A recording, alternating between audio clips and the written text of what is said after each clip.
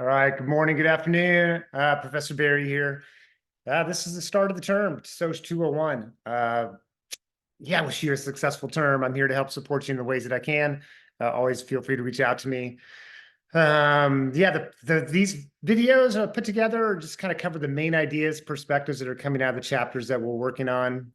There's a lot of information in a chapter, and the job, I think, in some ways of an instructor is to kind of select things out of the chapter that are kind of the bigger picture issues and ideas to help facilitate a deeper understanding and appreciation of the subject area. I'll try to keep these videos somewhere around 40 minutes, something like that, plus or minus 5. The assignments go along with the videos. I think the videos are just helpful in developing that understanding of the field of sociology in this case. Okay, so let's kind of start. Sociology has a long history.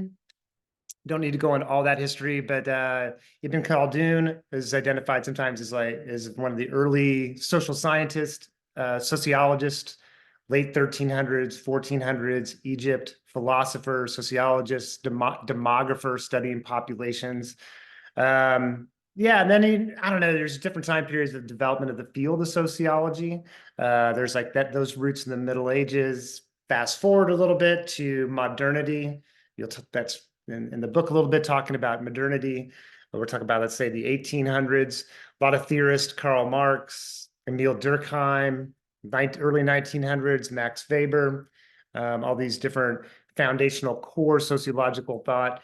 And then just carrying that through to today. And there's just been a lot of different theory throughout the years of perspective. So anyway, ultimately, the goal of sociologists is to study society systematically with tools and ideas and theories in order to better understand what's going on in the world around us.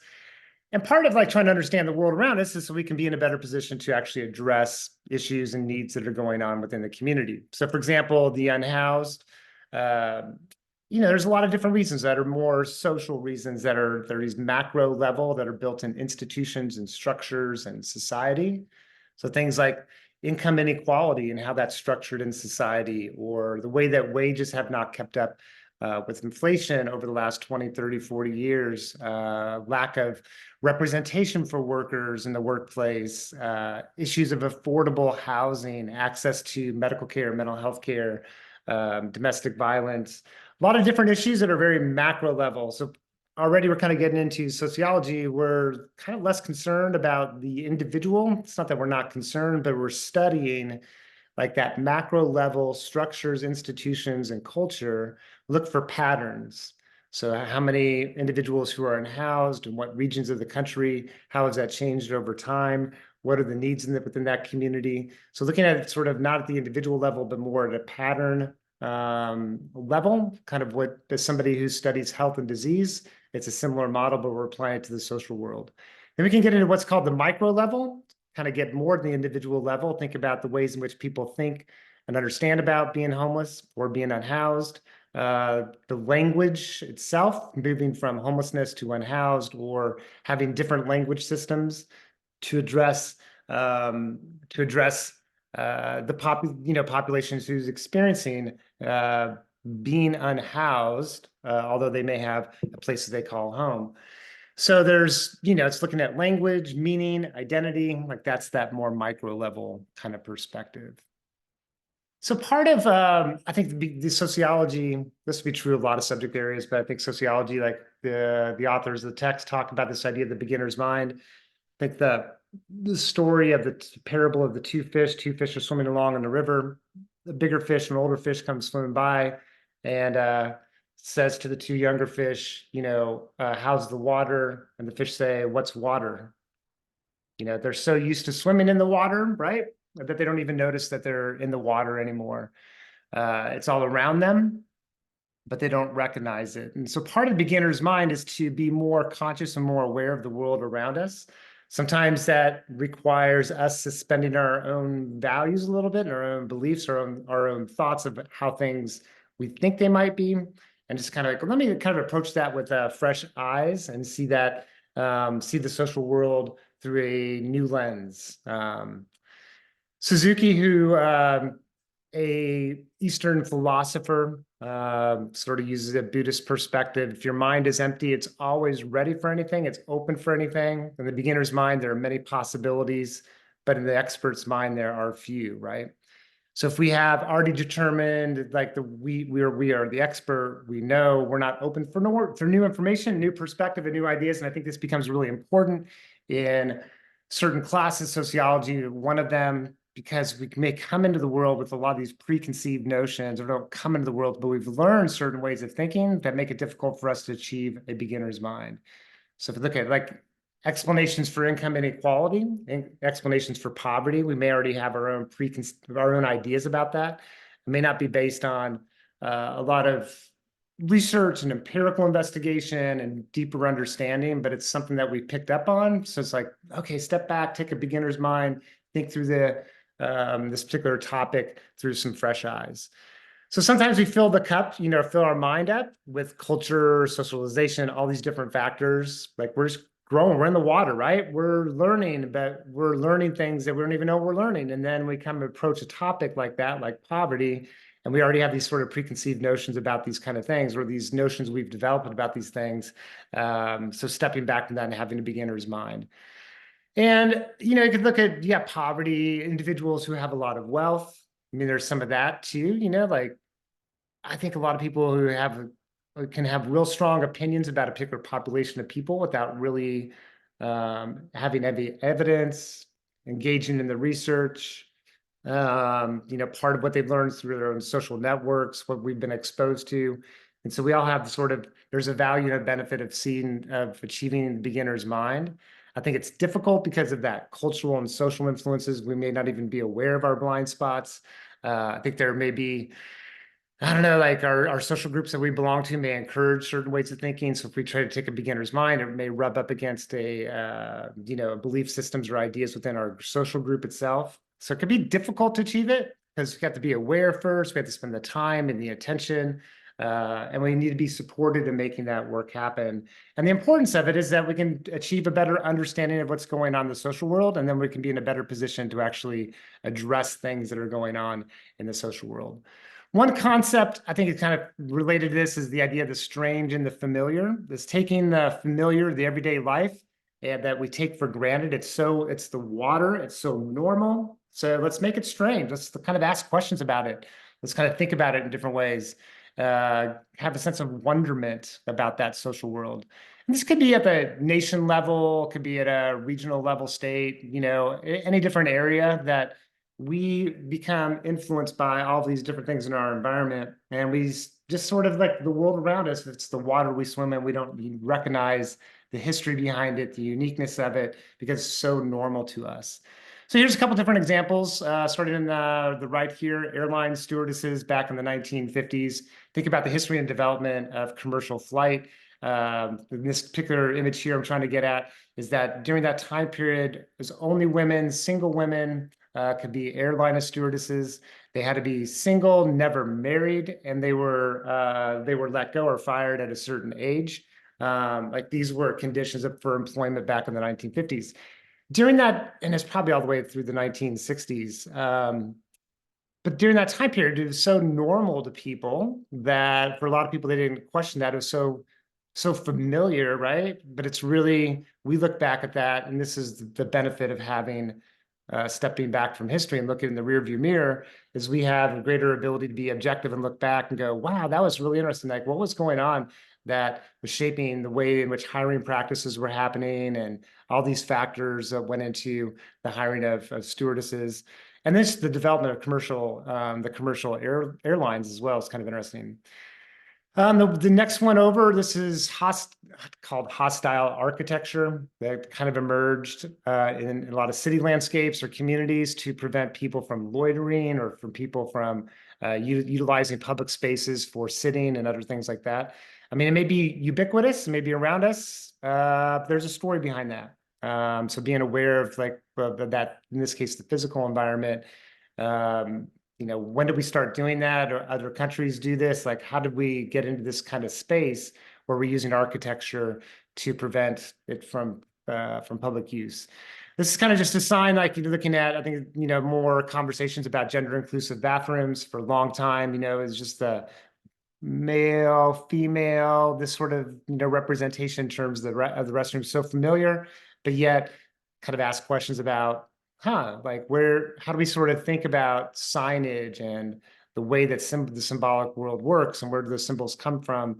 It's again, asking those questions. And the last one here is to think of milk, Costco. I think advertising is fascinating, this sort of pure kind of idea of pastoral, agricultural kind of idea, like the milk, the cow, like, sharing an image with the consumers that, the cows are coming from this particular farm, which there's no way that cow's coming from that farm. We don't even see a cow in that picture. So, I've passed by that milk bottle or that milk container for so long. And then, it's like, whoa, it's kind of interesting.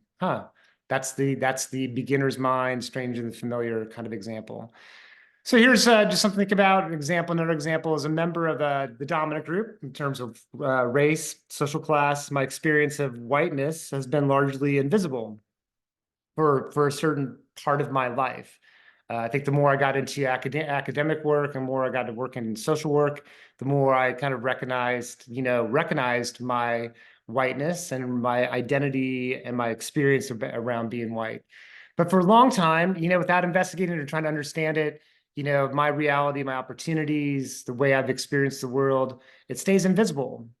There's no even beginner's mind going on there because it's not even being aware and thinking about how race has impacted my life.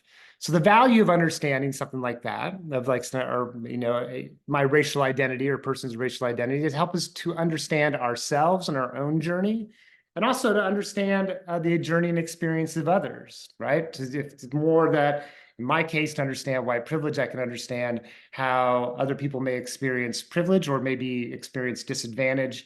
And then just the way our world may be structured differently based on our race. So understanding how whiteness has provided me with privilege doesn't erase my accomplishments, but it puts them in perspective, and that's kind of the idea. Okay, let's talk for a few minutes about C. Wright Mills' sociological imagination. C. Wright Mills' sociological imagination, usually a foundational piece in Soc 201 classes. There's a whole, you can read the whole book, but here's the general idea. And I think this quote captures it. Neither the life of an individual nor the history of a society can be understood without understanding both. So your journey, my journey, can only be understood by understanding our place in history, the time period that we're living in, our social location, our race, our class, our gender, our sexual identity, other parts of who we are.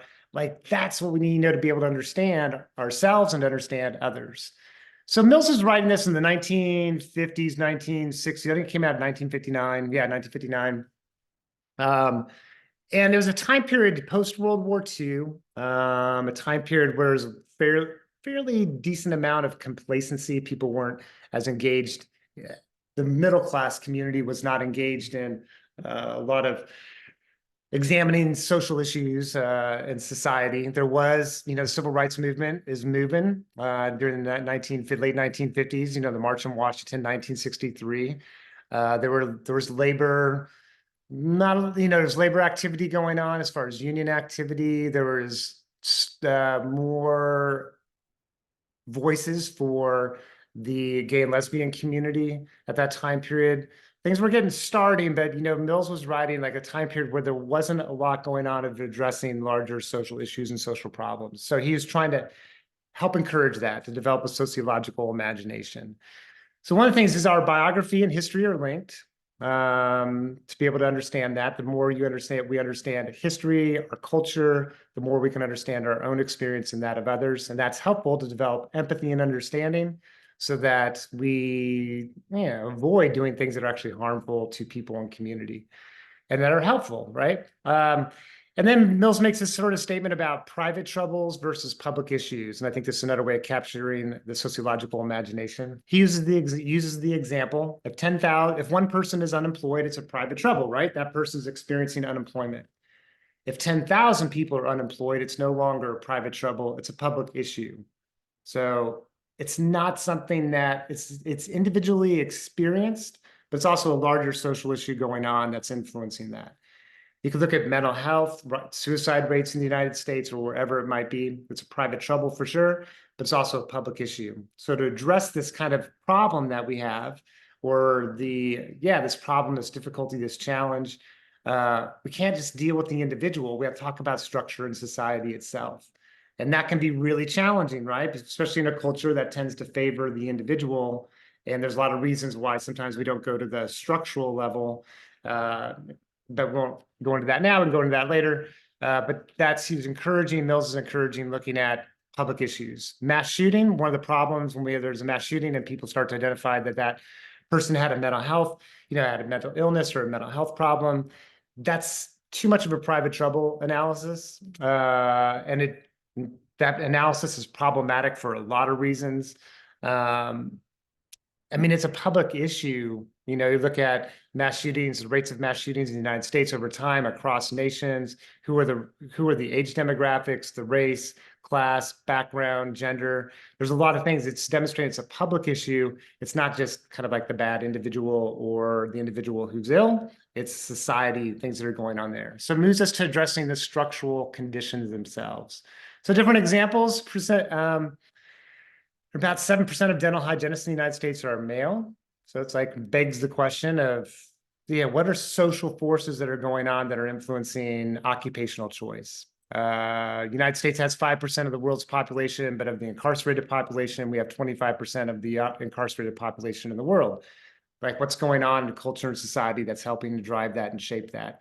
A lot of that goes back to the 1980s and on, from the war on drugs forward, and that's a lot of social history and culture in that space. In 1973, the American Psychiatric Association, the APA, comes up with the Diagnostical Statistical Manual for Mental Health Disorders, the manual for diagnosing, and they removed homosexuality as a diagnosable disorder. It was first introduced as a disorder in 1952 under an idea of sexual deviation and under a larger umbrella of sociopathic personality disturbance.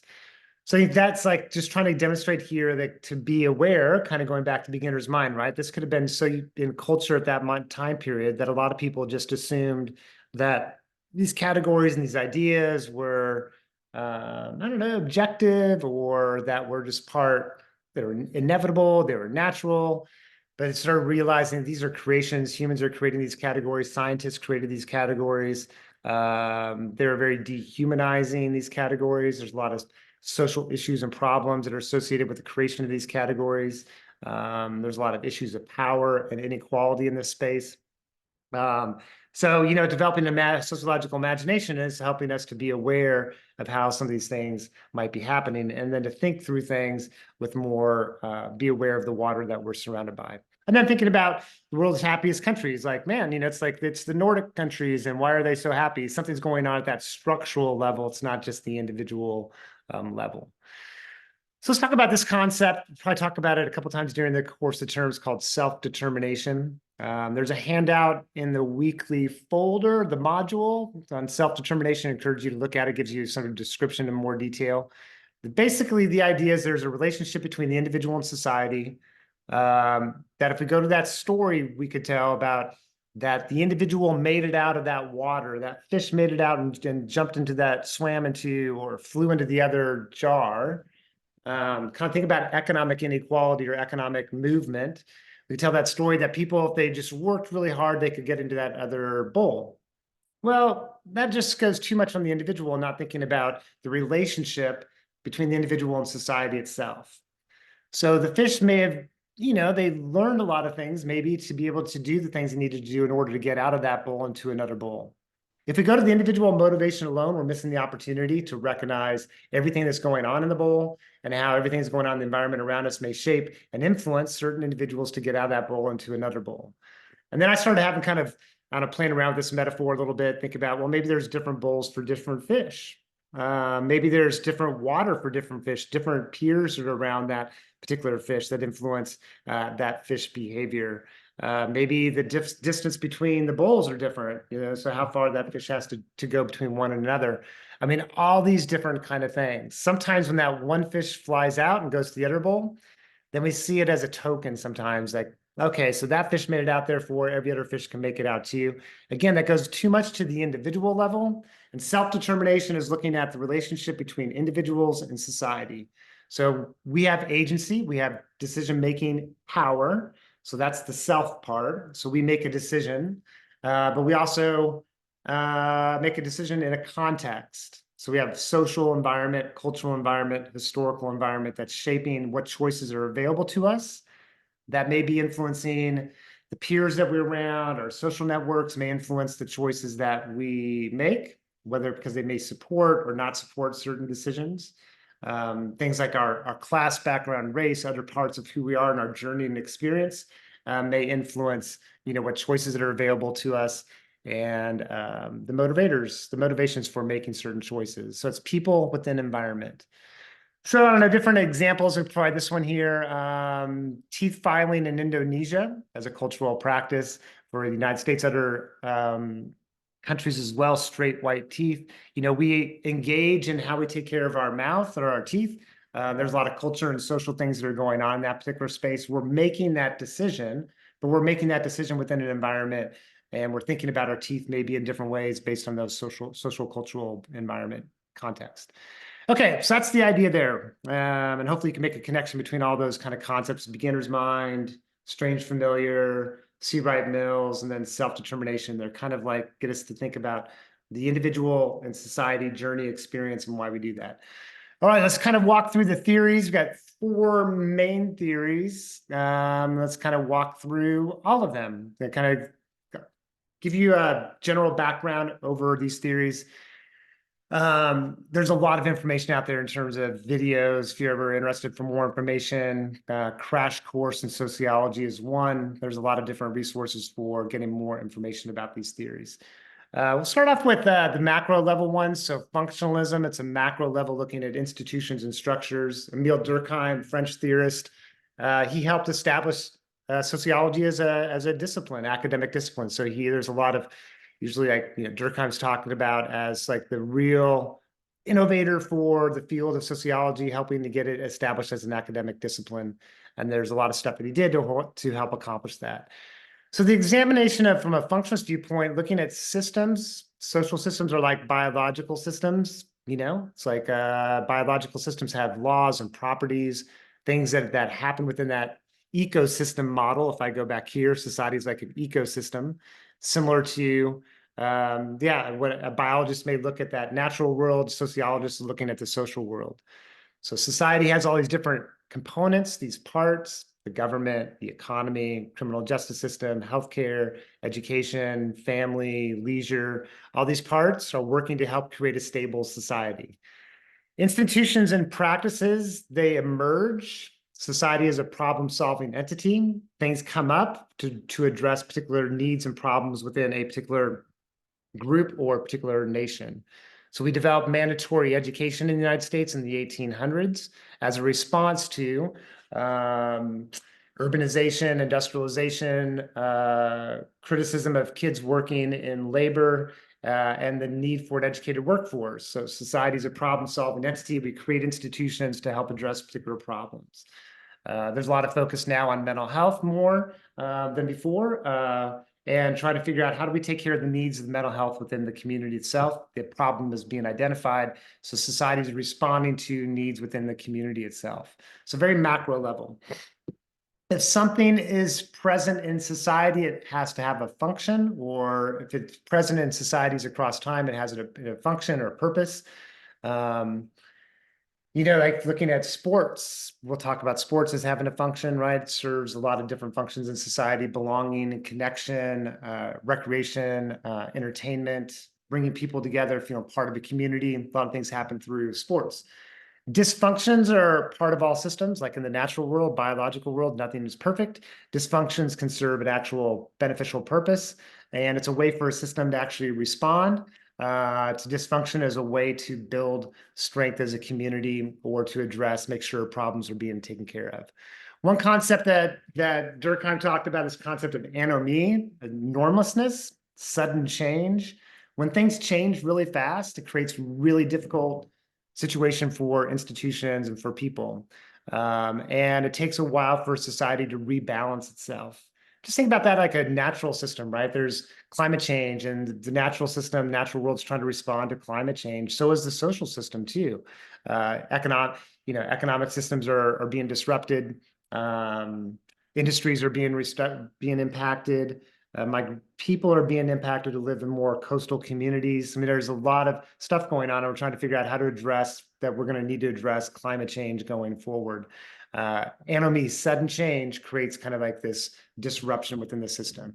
And societies and systems seek balance and order.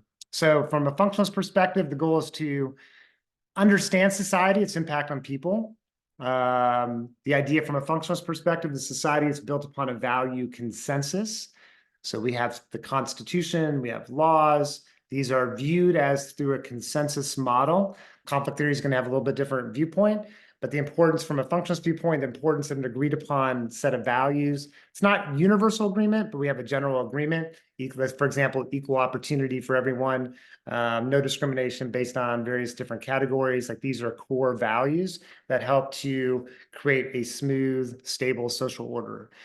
It addresses also the degree of integration and the importance of that people have a sense of belonging and connection to the community, that's important for societal stability, and that there's regulation, that where human behavior is being regulated through social control to help establish order. One of the problems or limits of this theory, it doesn't address things like inequality very well. So inequalities around in all nations, functionalists would argue that inequality serves a purpose. Maybe to some degree you could argue that, but the degree of inequality, the gap between the top and the bottom, functionalism can't address that perspective very well. I'm not going to go through all these, but you could think about, COVID and responses after COVID, like we had to start to figure out the health and safety and security of people within the community. A lot of anomie in that space. Government was making responses. There's a lot of sometimes that lack of value consensus, a lot of conflict, which makes it very difficult to be able to do things in a way that's less disruptive. Religion and sports, institutions that bring people together, help integrate people into community, learning values and ideals. We have systems like education, criminal justice system, they merge to solve problems and address problems in community and society.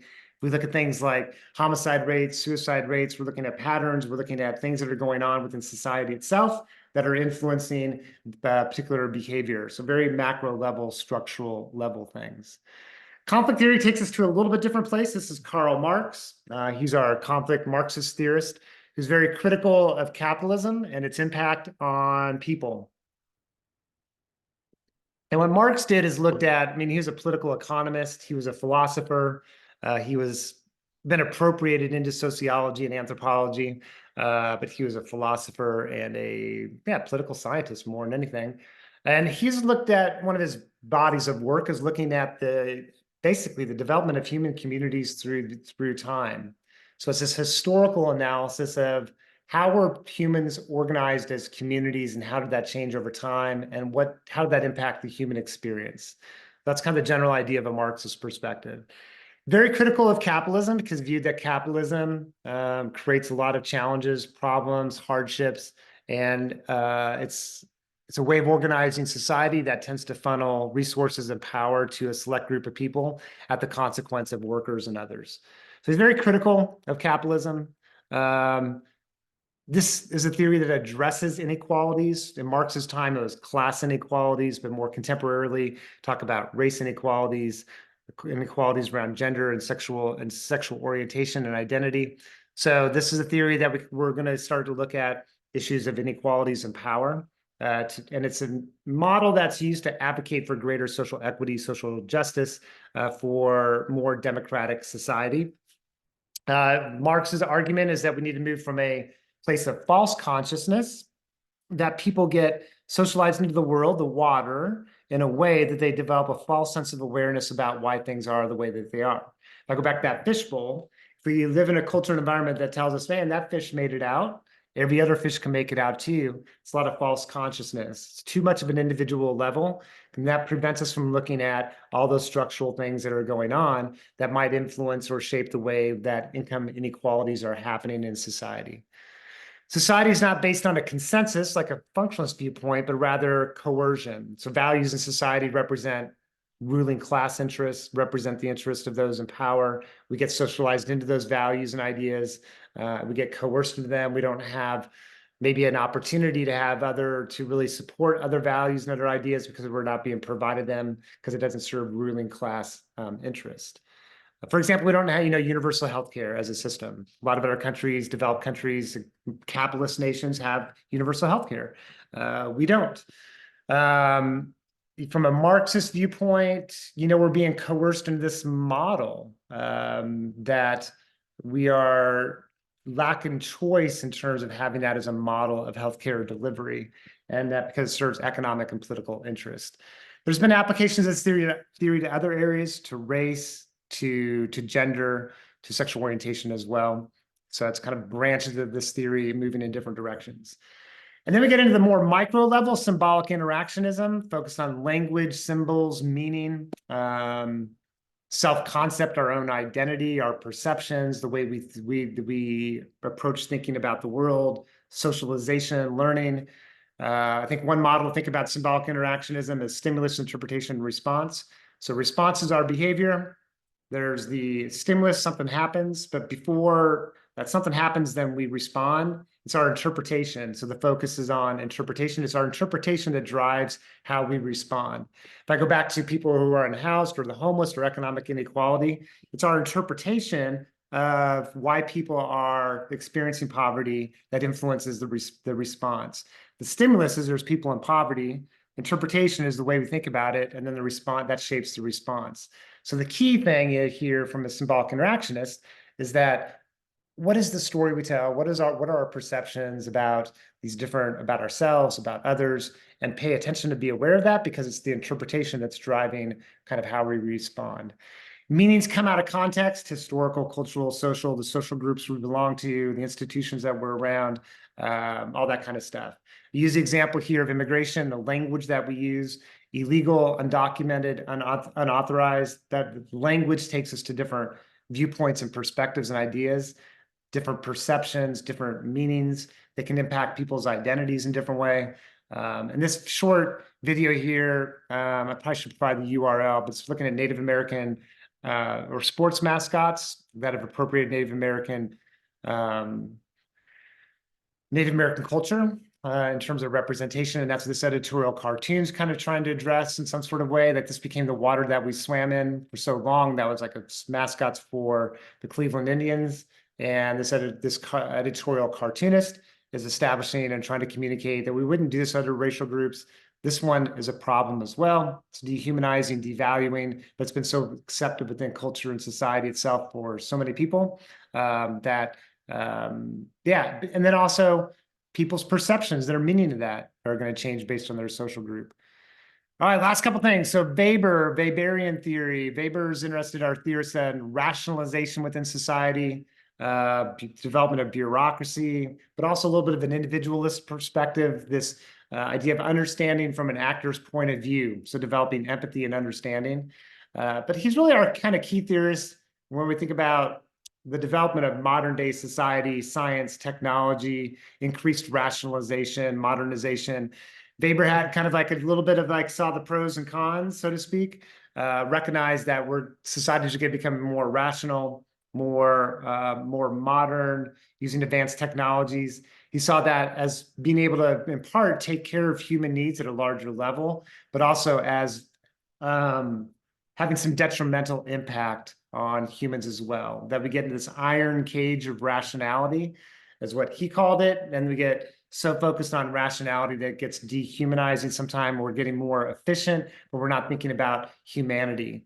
So think about jobs today. There's been a lot of work on, and what's happened with the kind of jobs that are available and the meaningfulness of jobs. Jobs become more efficient and more rational, and like all these different kind of things, but they have an impact. If we keep going down that pathway, not thinking about the importance of humans for creative work and for more autonomy, we're creating work and working conditions that can impact our mental health in ways that are very detrimental. It may be more efficient, it may be more rational, but in some way there's an irrational side to that because it's the impact on human population. And then he talked about, this idea of disenchantment. The more we get more focused on science and rationality, the world becomes disenchanted, a place of less awe and spirit, and more to be explained and rational. I don't know, this is just an example. This is in Barcelona. Took 12 years to construct the cathedral. And now you get like 6 years and look how tall. It's like, man, it's just so much science and technology, engineering, demonstration of a major shift. And then we could apply these different theories. I'll just choose one of them, maybe two. Think about critical race theory as an example. A lot of discussion over the last few years, school board meetings, a lot of contention. I think from a functional, critical race theory comes out of an academic, college level, law school, and in that law school background, trying to identify and look at how through the legal system, ideas of race were being reinforced. Ideas are being reinforced that influenced racial inequality and also racial privilege for the dominant group.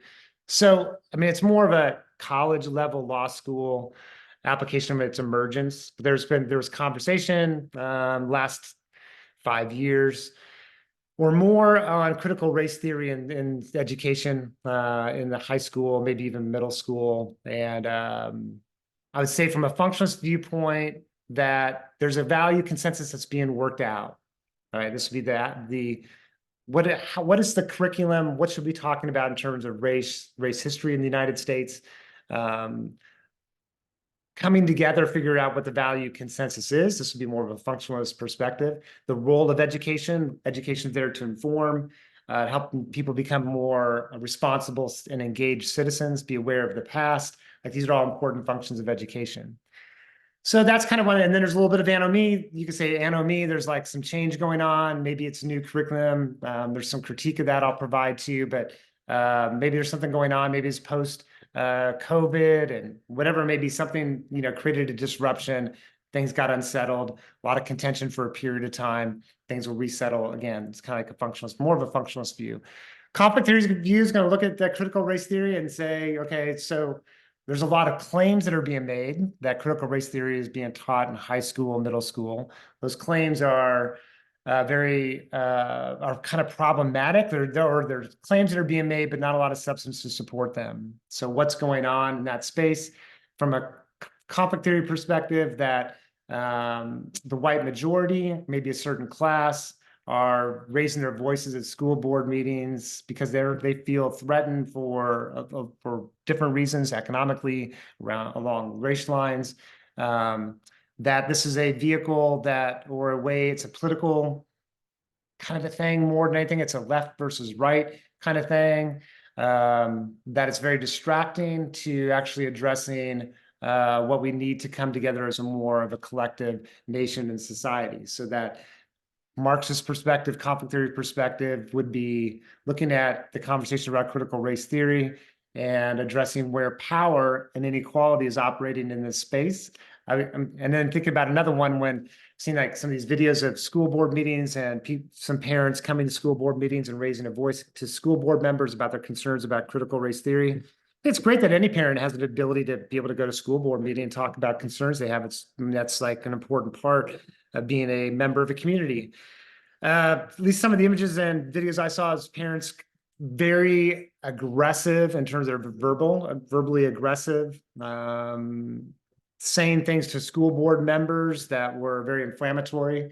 And I couldn't help but think that if those were members of a racial minority or a community of color, person of color addressing the board in that way, the board would respond with a much more arm of authority.